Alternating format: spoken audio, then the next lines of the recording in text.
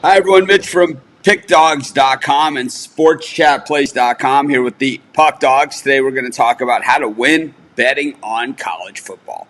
Anything's going to be better than yesterday's show, which I have to say, I've been doing live shows since they had live shows on Facebook Live and on YouTube Live as well. And I have to say, yesterday could be the most boring show we've ever done. It was, for me at least, it was just brutal. I don't watch video games. I don't play video games. So to spend an entire show talking about sim picks, I can't think of anything more painful for me. Maybe we could talk about. I can. What's I that? can. Hockey. I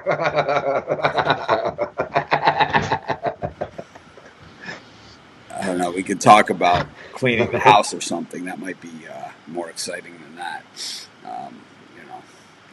But hopefully everyone's having a good time of it. Seems like we're kind of at that point here in the wherever you guys are, if you're under lockdown quarantine. I know for me, I'm at that point where it's like I've been home for so long at this point. It's all just running together, and it's pretty normal to do nothing.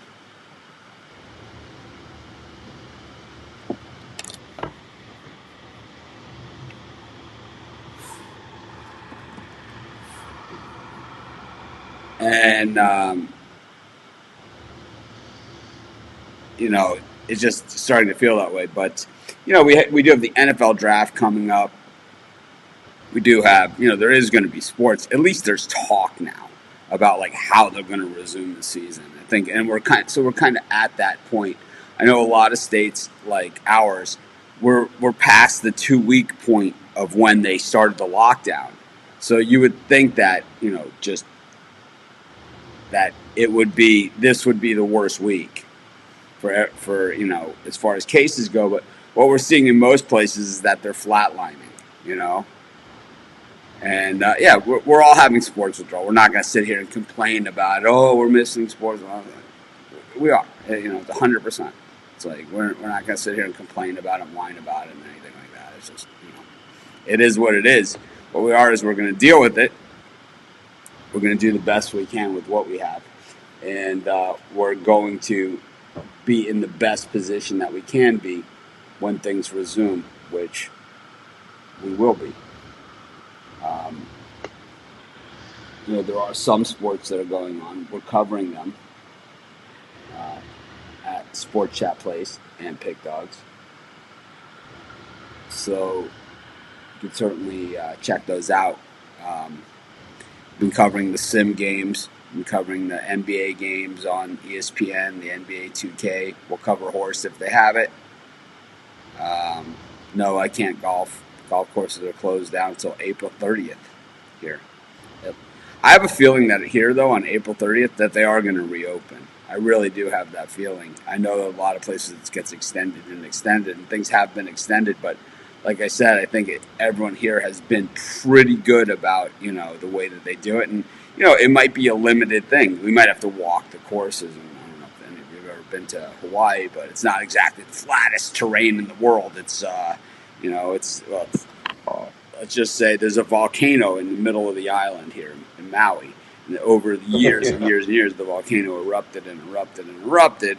And basically that's how the island is formed. So it's like this. It's exactly how it looks on, a cartoon. So, am I getting a Brady Bucks jersey?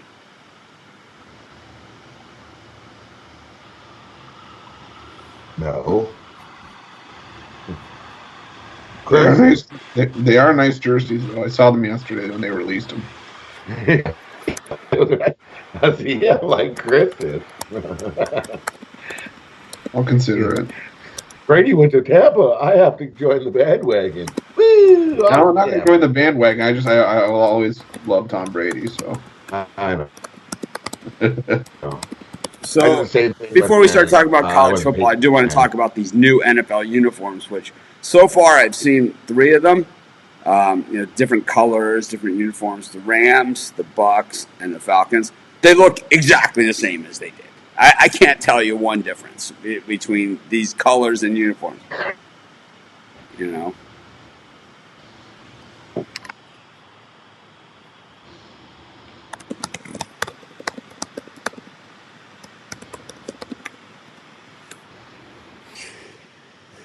But I can't tell you. I mean, these Bucks uniforms, they look exactly the same. The Rams logo, it's like, yeah, it's awful. And, you know, when the Patriots switched logos, people said it was awful, too. I mean, they hated it. They used to call it Elvis. You know, so I don't know if, you know, if they still do or not. But we're going to talk about college football. But the Bucks uniforms look exactly the same, and so do the Falcons, as far as I'm concerned. They look exactly the same. Right? I mean, the Bucks added a gray version. Is that what they're talking about? I mean, I'm missing this. Weren't they red last year? They were red. Yeah. I mean, these ones are more. These ones are more of a throwback, closer to their Super Bowl jerseys back in 2003, where they had the red, the white, and they had the black.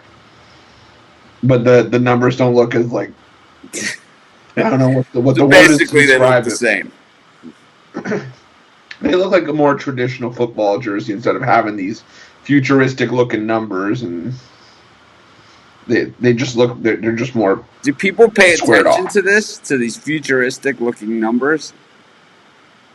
I don't know. I don't. To me, and I watch. I mean, I don't think anyone here is going to call me out and say you don't watch the games, so you don't know, right? I mean, I pretty much watch all the games. I know the players, so I certainly am looking at the numbers, right? When we talk about games, I can name most of the players, and you know, when I'm watching the game, who caught the ball. So I am looking at the numbers. Yeah. I don't see any of this stuff that you're talking about. Zero. I wear glasses. I have bifocals. I have everything. You guys know when I watch the games. Put my these are my distance glasses. I have distance glasses.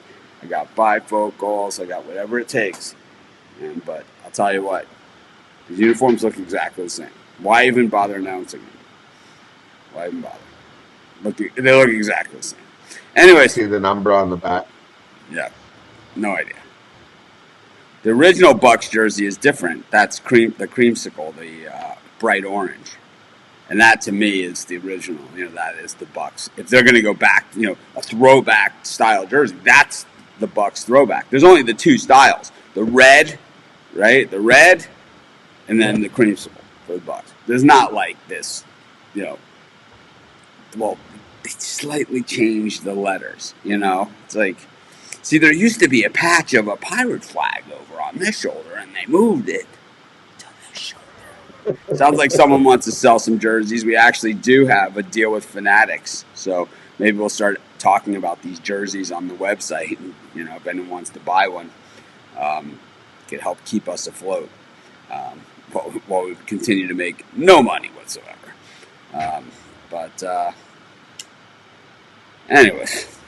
College football, speaking of making money, college football to me is the sport that when most people talk about my picks and mention my picks to me, it's the sport that they say that I am the best at college football.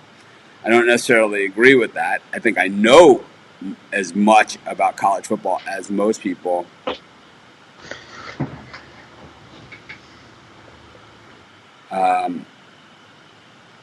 But when it comes to betting college football, my results don't always show.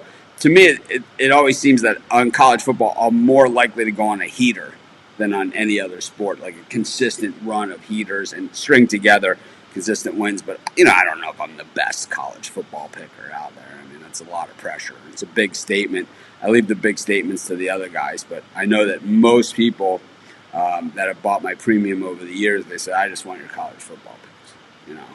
So I think it's because we started as a college football site, and like we've talked about in the past, I kind of know my stuff when it comes to college football because that's the sport that I really grew up with. One of the two sports that I really grew up with in the stands, and I understand it, and I know it. I know everyone can see that. But Chris, what's the first thing you look at when you're betting college football? For me, a lot of the time it's coaching. I mean, there are coaches that I'm kind of keyed in on fading or backing. Like, we talked about it when we were doing our win totals, but our early season projections. I can't stand Jim Harbaugh as much as the next person. So, whenever it's a big game or whenever he's getting a lot of points, I'll usually look to fade him. The same thing goes for certain situations like Tom Herman as an underdog. He's like 13-2-1 in his last 16 games as a dog. So it's like you just find certain guys that you key in, and I think that's how it is with any sport, certain coaches or certain teams. And you kind of gear towards backing them whenever you can in a favorable spot. So, to me, it's like I think there's certain coaches that when you get into certain point spread levels, that these are guys like Chris Peterson was always when Chris Peterson has been a kind of and always play it out to the final gun type guy, and then you have other guys that kind of like Tom Allen at Indiana, where he seems to be managing the clock from the first second of the game, and it seems to be more important than the actual game strategy.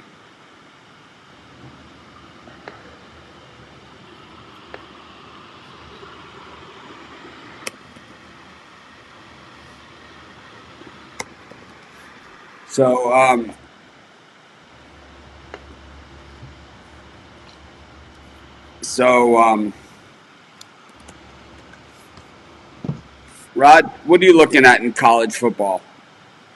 Like, what's one of the first things you look at? First thing I look at is the point spread. See what's the points, who's favored by what. That's the way I look at it. Is it a giant number? Because if you get Alabama, sometimes you can find, and then I look for value that way. That's the first thing I look for is give me a point spread number. What's the number on the game? The odds they've set on the game are the very first thing I look at before this is who's playing who. This is how they have the odds set. Usually you can find some value just going through that before you even dug in deeper into it. That's the first thing I do. Go through the cards. I kind of do the same thing where it's like before I even make a bet, before I do anything, I'll go, especially in college basketball, where there's so many games. I just go through the entire list and I put check marks next to games that at least pop off the page at me and at least gives me a starting point. I'll go back and fill in the other games and go back and go over them as well, especially, as we talk about them and over the course of the week as we talk about them in the Facebook group and stuff. And I have to say, the Facebook group and stuff, I use this as a tool too, and it's like I've said a million times. I don't respond to every post, but I certainly am not an absentee person in the Facebook group either. And, but I read every post. That's for damn sure. And it's like if I hear something or see something in there, hey, man, believe me, I'll investigate it if it sounds interesting enough, whether I'm talking about it or not in the post. And, a lot of times I'll mention it on the show, some of those angles that we hear about in the Facebook group. But yeah, I kind of do the same thing too. I kind of go through and I see if anything just pops off the page at me. Especially when I do that, I'm more looking for the dog, for the value, like what Rod said. I'm looking for the value. Or it's like, you'll see that Alabama line, like you said, where the line might be actually a little bit to the low side because of the respect given to the other team. And usually you're not going to find it with Alabama, but you're going to find it with Clemson more often, By the way, you look for that value. By the way, as far as like the start of the college football season and all of that stuff, the Notre Dame athletic director, screw you. That's all I gotta say. Well, we don't want to play the season if we can't have fans in the stands. So screw all the fans that can never make it to a game, right? Screw us, man. The ones that pay for those, that watch it on TV. And you get those massive TV dollars and TV rights that you don't have to split with anyone. It's like, screw you, man. It's like, instead of screwing us, it's like out of having any college football because we love the game, screw you. Right? It's like, Who the fuck does that guy think he is? What a piece of dog shit, man. And if the Notre Dame fans are mad at me and they don't want to see football without their band, I don't give a shit. How about that? That's Dumbest comment I've ever heard in my life. So selfish, man. It's like, because he gets the TV rights when other conferences have to split it. Can you imagine like what that would do to a Kansas State program or an Iowa State program to not have that, to not have the TV rights from a season of college football, and the damage that that could do, especially to like the MAC teams and stuff that have like those weekday night games and things where they play? Crazy, man. It's ridiculous. Anyways, one of the other things that I look at is I look at the weather reports, and I know this is like digging a little deeper, and we'll get back into some of the more high level stuff too. But one of the things that I pay attention to is the weather reports. And a lot of times, I'm not necessarily looking for a wet track or snow, like, a horse race or something. I'm looking for some heat or some cold weather, because there are certain teams that just aren't going to play well in the cold weather. Certain players from certain parts of the country. It's not like the NFL where a guy can be on Miami where it never snows, right? Or a Southern California team where it never snows. And they could be from, Minnesota. They could have gone to college in Minnesota and been born in Minnesota and play on, on the Dolphins or the Bucks or something, right? Or the Jags. That's not necessarily the case in college. College recruits a lot locally. So, I'm from Miami, and I know this I know this is a fact, is that there's a good amount of players on the roster for teams like Miami and Florida, and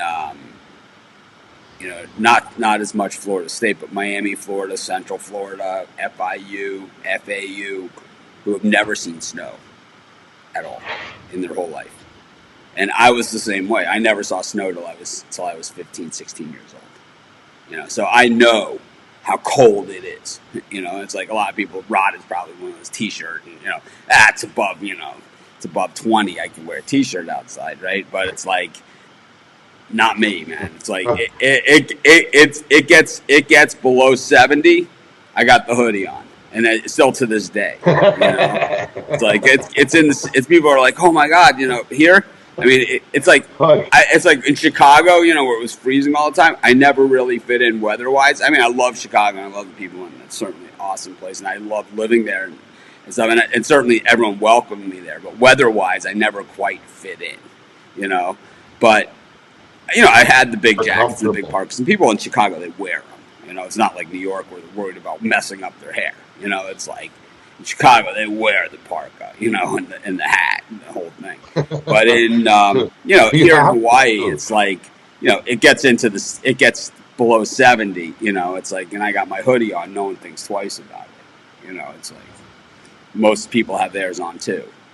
And, so it's oh my God, it's freezing. It's 68 out, it's like, it's just the way that it is. So I think when you see the cold weather players go north, or the warm weather players go north, it's definitely something to watch out for. And I think on the other side of it, even more so, when you see the cold weather players go south, especially when you pass October, you got to watch out for the weather and look for a warm weather report in Miami or in any of the Florida places like that. So,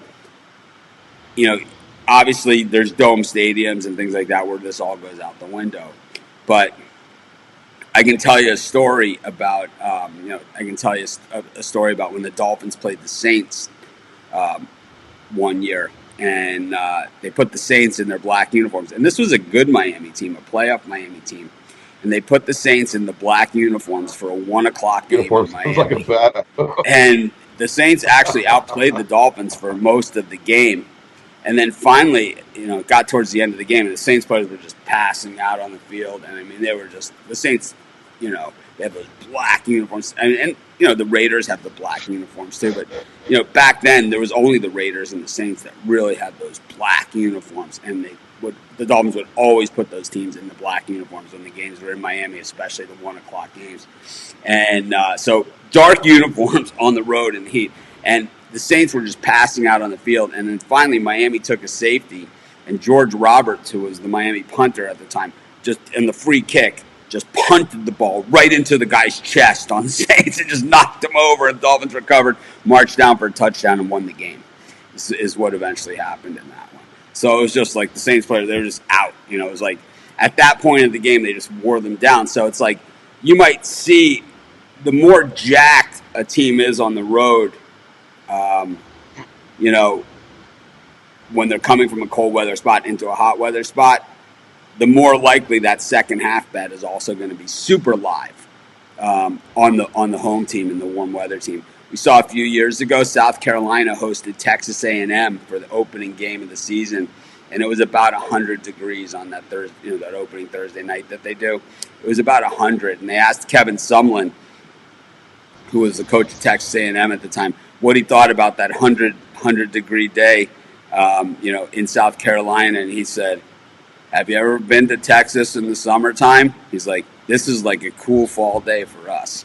And they went in there, and it was the Kenny Trill game where he threw for 500 yards on South Carolina and bombed them.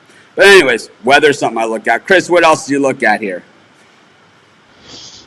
When I'm betting on games, I tend to I'll look at the bigger conference games, but I was going to say don't be afraid to bet on the smaller conferences as well, like your MACs, your Mountain West, your Conference USA, because there's plenty of value to be found there. These aren't games that aren't necessarily the most touched on the board, because people jump to your Alabamas, your Notre Dames, and that's where most of the line movement will be. But some of these lower lines, like I don't know if you're getting like a free field goal with Buffalo at home as a dog or something, I don't know, but that's where some value is going to be, because a lot of these people aren't looking at these lower teams.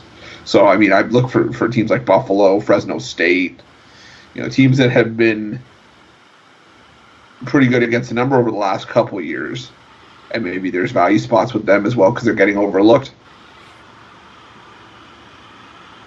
So when I'm looking at the small conference teams, and I do the same thing, you try and look at the games that aren't hammered, like the Notre Dame games, right, which always seem to be right on the number.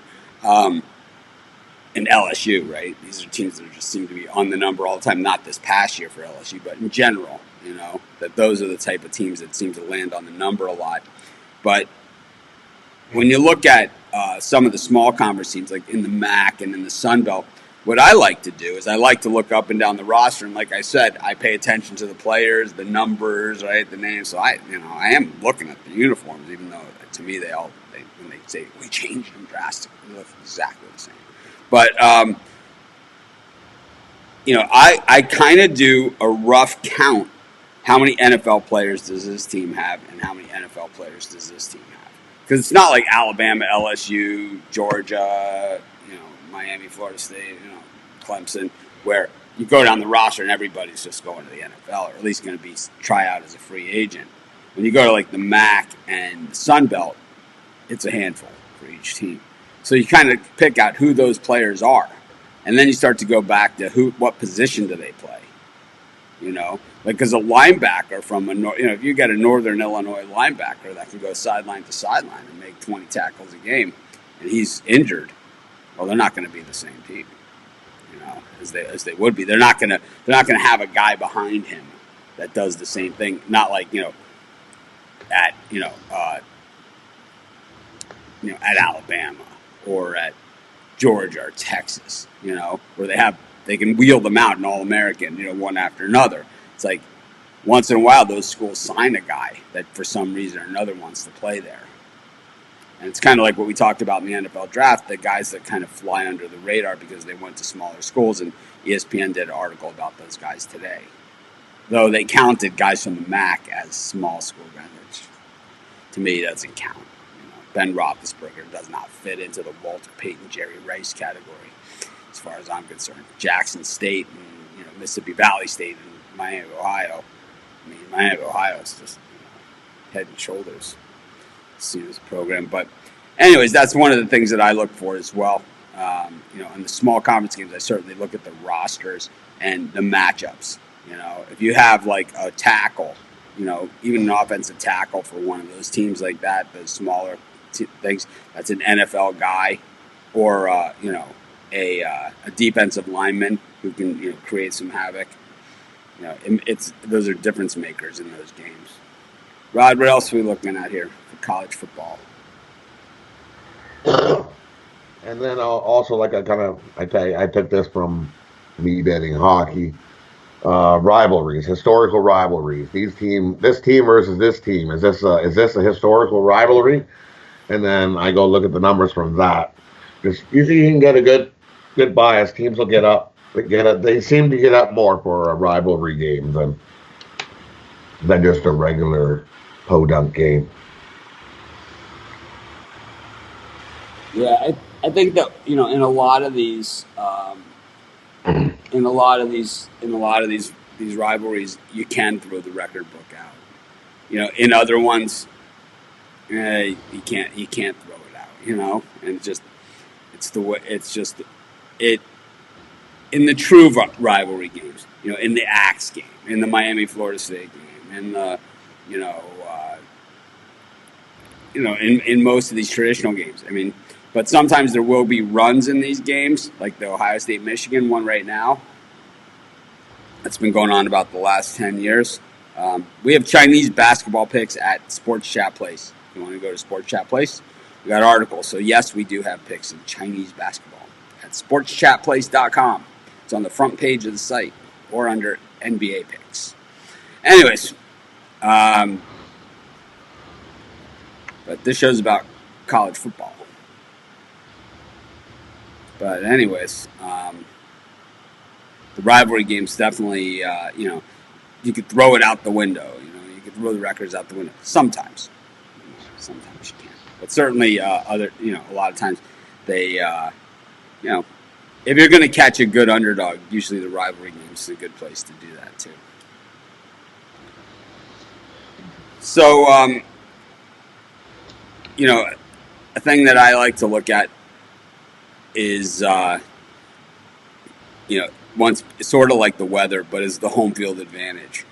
Certain schools, the home field matters a lot more than at others. If you ever watch, the weekday night games on ESPN, Louisiana Lafayette and places like that, while they seem to show up big for the bowl games, their actual home field advantage really isn't that big. And places like UMass, it's not going to be as tough, while other buildings are just extremely tough to win at. And, even some of the great teams, that you consider the best teams out there, when you look at these Alabama losses in recent years, a lot of them were at Tuscaloosa. A lot of them were. The Johnny Manziel game was at Tuscaloosa. It's like, so while Bama, is tough at home, they're certainly not unbeatable at home. And, when you look at who the longest home winning streaks are, and same thing with Ohio State, they usually will have a stumble during the regular season, and that stumble is usually at home. They play, some of these teams play a ridiculous amount of home games. They'll play 12-game regular season, 8 of them will be at home. And Michigan is like that. They play tons of home games. So, just look at that home field advantage and see just how big of an advantage it is. And in a lot of cases, you'll see it's not as big of an advantage as you think. In some cases, it's locked down. It's death. It's like you don't want to go there. And then you have other teams that are just great road warriors.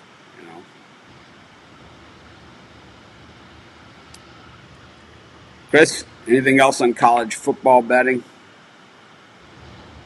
Yeah, I mean, it's something that I've learned from working here over time, and as seasons have gone on, pay attention to the rosters from week one to the bowl game, because week one you're going to get teams that are trying to gel, trying to get new guys integrated, and if you see a heavy favorite in week one, sometimes it's a great spot for some value, and even as the season goes on, maybe a star receiver gets suspended for the first half of a game.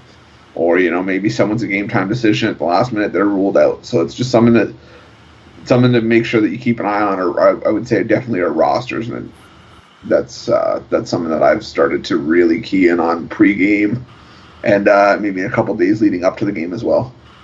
That's especially important to watch at places where there's been quarterback competition, too, in the preseason, in the spring practice and stuff.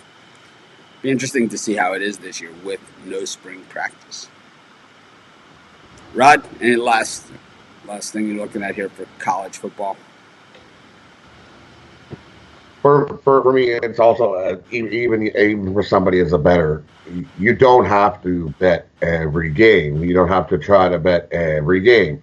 For us, we go through through a fan, find a conference you like, and then just stick with that. Focus a lot more stats and stuff on that conference. We do it all, but and then those teams that you like in that conference. You can probably come out a winner a lot more than trying to just pick games all over the board. I find I'm with you. you get a smaller sample size. There's how many conferences? In college football, it's one of those things. It's kind of like college basketball. It's like you don't have to bet every game. You know, I'll on that I'll end this portion of the show on something similar where it's like I am not a believer in the set amount of games per day. You know, never bet more than 3 per day. I hear this all the time. Never bet more than 2 games a day. Never bet more than 3 games a day. Never this. If 20 games fit your formula that day, then 20 games fit your formula. If 1 game fits your formula, then 1 game fits your formula. If 0 games fit your formula, 0 fit. If 60 fit, 60 fit. It is what it is, man. This is a formula. This is a marathon, not a sprint. And you know, there's no saying how many games are going to fit tomorrow. So it's like the people that are like, you know, you can only bet a certain amount of games, a certain amount of day. It's just, it doesn't even make any sense. It's like, yeah, so I'm going to just pass on games that I really like so I can bet a game that I like less tomorrow. It doesn't even make any sense thinking about it that way. So I'm with Rod on that one too, 100%. So crazy. Yeah, it's just, it doesn't even make sense, but you hear it all the time, you know? You hear it all the time. Yeah, and I think, you know, if you're listening to other people's picks, like us or anybody else out there, and I know there's a lot of other sites out there, you guys have a lot of choices, and I'm just glad that, you know, that we're always part of it for a lot of you, that, you know, weigh everything, because, you know, it's very possible that I say one thing, Chris says another thing, Rod says something, and some guy on some other site says something else, you know? Look at the source, and, you know, if you are up in the air, you know, about a pick, and it's like, then that's the one that you don't want to bet, you know? If you're swayed by all these different opinions, then that's the one you clearly don't want to bet, you know? I think when we're all in agreement on games, we certainly don't win them all, but those seem to be the ones that usually hit. You know, we've all been waxed on a game together before, but it's like usually when we're in agreement, you know, we're looking at different things, and so it's basically 3 different angles that are hitting on this game. So, Chris, let's get into my favorite portion of the show. What's going on with the picks? I saw there was a lot of games on the schedule today. We have them covered at Sports Chat Place. I think we should start covering them at Pick Dogs too. I'm going to talk to the guys and see if anyone wants to cover them there. But super exciting stuff in the world of simulated Madden football. It's like, we're not playing video games. We're watching and betting on video games. This is all right. And then when people say you have a problem, and we're talking about something like that, maybe I do. So what do you guys talk about on your show? We talk about betting on watching simulated video game matchups of NFL games. We don't have any problem. Go ahead, Chris. This is your segment. All right. So at 12 o'clock, so about 20 minutes from now, start Atlanta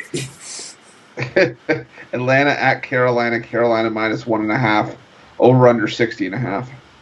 I'm going to guess Christian McCaffrey is rated about a $6 million in this type of league. Carolina has 299 overall guys. They have McCaffrey and Luke Kuechly. Yeah, I'm going to guess that's the way to go. I'm also going to guess Julio Jones is pretty good and Ridley is pretty good for the Falcons. I'm also going to guess that Devonta Freeman is probably pretty effective. What's the total in this game? 60.5. 60.5. I like the over. Rod? For this game, I did Carolina -1.5.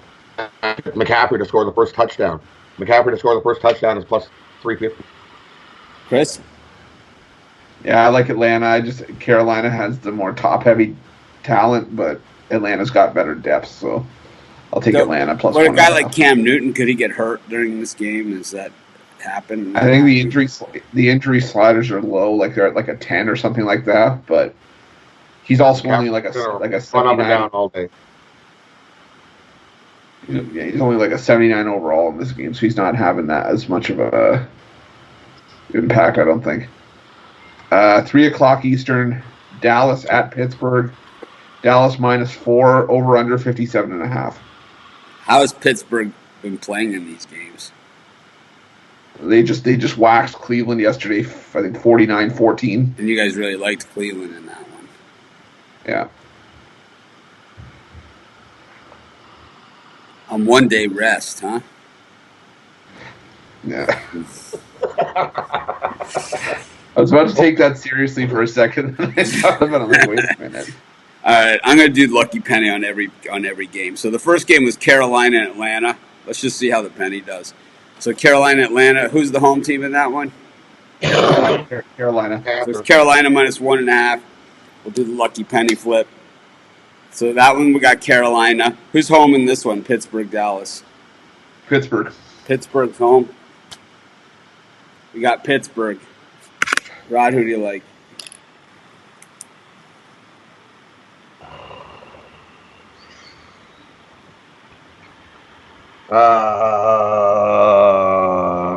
Dallas sucks.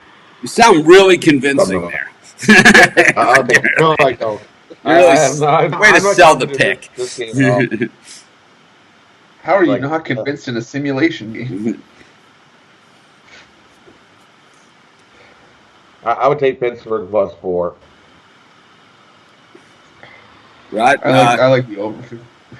Chris? And also, like I would take Connor to score the first touchdown +600.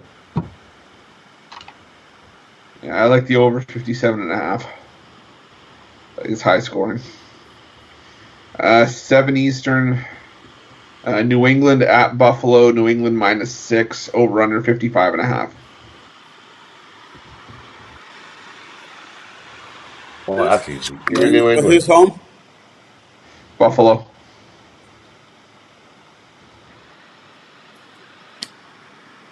New England.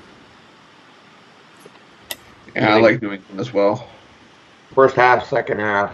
New England first half +6. Yeah. Yeah, it's like And betting simulated video game football isn't enough for Rod. He's got to go to the exotics. You might as well take Sony. You might as well throw Sony Michelle in there for +500. Why not? Why not? Right? It's not like I'm betting hundreds of dollars. Put a couple bucks. Put $5, $8. the last one. Definitely don't bet what you normally bet on sim games. 10 Eastern. Chiefs at Chargers. Kansas City -6, over under 61.5. I got the Chiefs. Even Edelman to score a touchdown is +600. Like Edelman to score a touchdown +600? Come on. I'll take the Chargers plus the points. I'll take the Chiefs -6.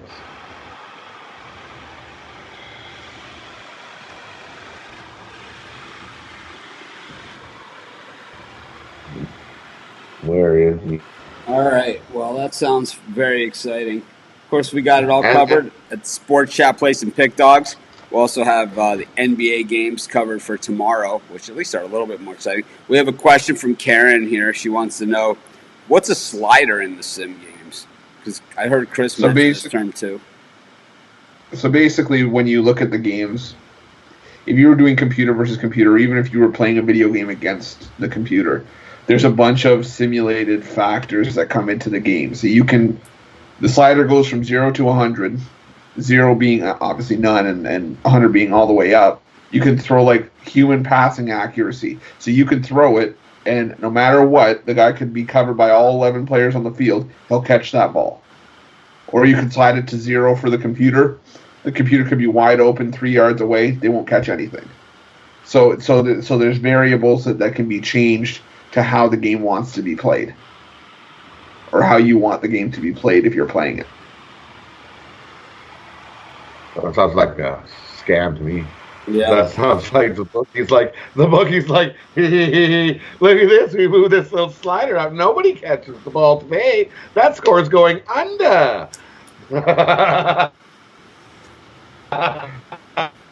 Kind of That's like why- the slider that's why I was say off don't bet during your that life savings on Toronto-Boston NHL game. Yeah, 13-12. Well, anyways, we'll have a lot more sports to talk about, a lot more college football as we find out more about the season and what's going to happen.